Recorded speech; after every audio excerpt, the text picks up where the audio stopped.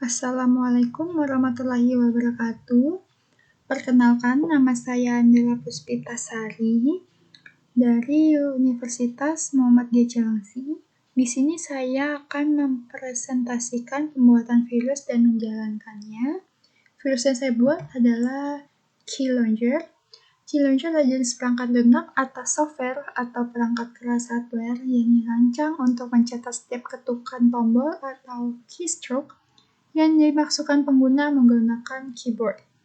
Ketika Keylogger bersifat berbahaya atau malisius, ia sering disebut sebagai virus Keylogger atau Keylogger malware. Keylogger dapat digunakan untuk tujuan legal seperti memantau karyawan oleh perusahaan atau orang tua memantau anak, maupun ilegal seperti pencurian data oleh peretas. Cara kerjanya yang ke-1 adalah Keylogger perangkat keras. Keylogger jenis ini berupa perangkat fisik yang terhubung ke port keyboard pada komputer atau perangkat lainnya.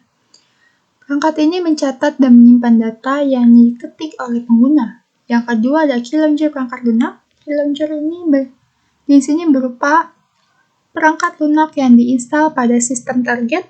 Perangkat lunak tersebut kemudian mencatat dan menyimpan data yang diketik oleh pengguna, dan seringkali dapat mengirimkan data tersebut ke pelaku serangan melalui koneksi internet. Yang ketiga ada Keylogger menggunakan script. Keylogger juga dapat dibuat menggunakan script atau kode program yang disisipkan ke dalam perangkat lunak atau situs web tertentu. Script ini akan mencatat setiap interaksi pengguna dengan situs web tersebut. Jenisnya, yang satu ada hypervisor. Hypervisor Keylogger bekerja pada tingkat yang lebih rendah dari sistem operasi yang disebut hypervisor. Jenis Keylogger ini dapat merekam semua aktivitas pada sistem tanpa terdeteksi oleh perangkat lunak keamanan. Yang kedua ada spyware kernel base. Jenis Keylogger ini beroperasi di tingkat sistem operasi kernel. Kernel adalah inti dari sistem operasi yang mengendalikan akses ke sumber daya perangkat keras. Karena tingkatnya yang mendalam, Keylogger jenis ini sangat sulit dideteksi dan dihapus. Yang ketiga ada package analyst atau perangkap paket. Adalah jenis Keylogger yang mencatat data yang melewati jaringan. Keylogger ini dapat mencuri data yang dikirim melalui jaringan, termasuk kata sandi dan informasi sensitif lainnya. Yang keempat ada Keylogger API Keyboard. Jenis Keylogger ini memanfaatkan antarmuka pemrograman aplikasi atau API keyboard pada sistem operasi. Keylogger akan merekam input keyboard langsung dari API, membuatnya lebih sulit untuk dideteksi. Yang kelima ada spyware formulir.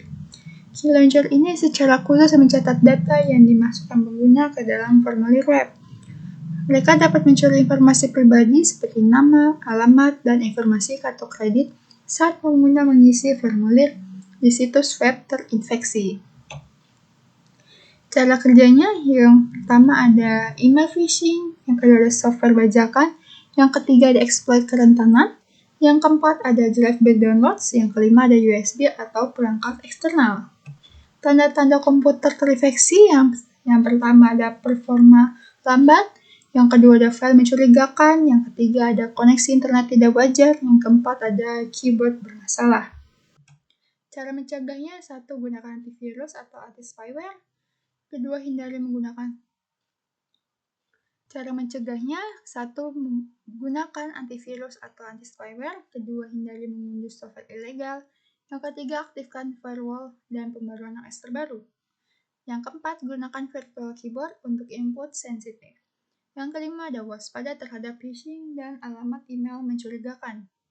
Cara menghapusnya ya, satu, scan dengan antivirus. Kedua, gunakan anti-Keylogger tools. Yang ketiga, periksa proses mencurigakan di Task Manager. Yang keempat, reset sistem jika parah. Oke, sini ada contoh dari kodenya. Sini saya menggunakan command prompt atau cmd. Kita masuk ke direktorinya dulu. Sini kita jalankan.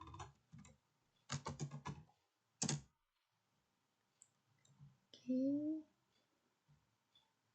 Kita Kita coba.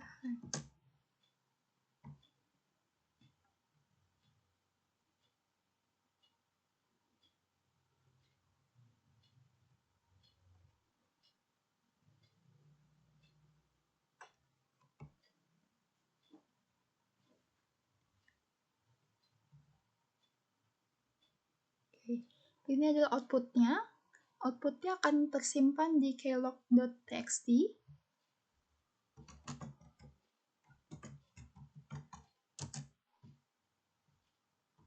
Ini akan yes. Oke. Ini contohnya. Untuk memberhentikannya kita cukup close cmd-nya atau command prompt-nya. Dia akan berhenti sendiri.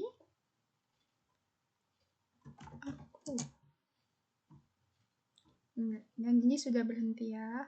Oke, segitu saja dari saya. Selebihnya mohon maaf. Terima kasih. Wassalamualaikum warahmatullahi wabarakatuh.